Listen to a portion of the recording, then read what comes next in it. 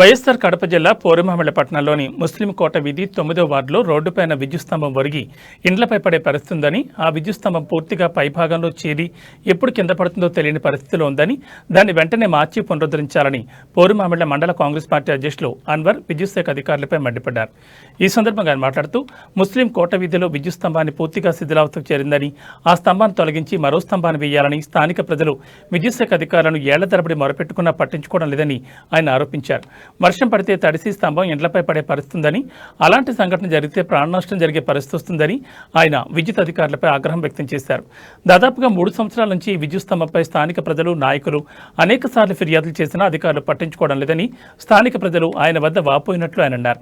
ఈ విషయంపై వెంటనే విద్యుత్ శాఖ అధికారులు సమస్యను పరిష్కరించకపోతే స్థానిక ప్రజలతో విద్యుత్ కార్యాలయం ఎదుట ధర్నా చేపడతామని ఆయన హెచ్చరించారు.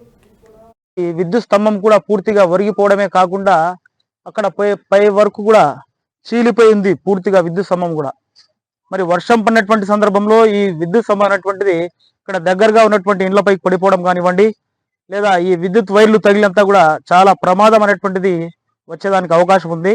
ఈ విషయంపై ఇక్కడ ఉన్నటువంటి స్థానిక ప్రజలంతా కూడా అనేక సార్లు అధికారులకు కానివ్వండి, స్థానిక నాయకులకు కానివ్వండి, ప్రజలు మొరపెట్టుకున్నా కూడా ఈ రోజు వరకు ఎలాంటి చర్య తీసుకోకపోవడం అనేటువంటిది చాలా దుర్మార్గం. ఈ సందర్భంగా కాంగ్రెస్ పార్టీ తరఫున ఒకటే డిమాండ్ చేస్తా ఉన్నాం.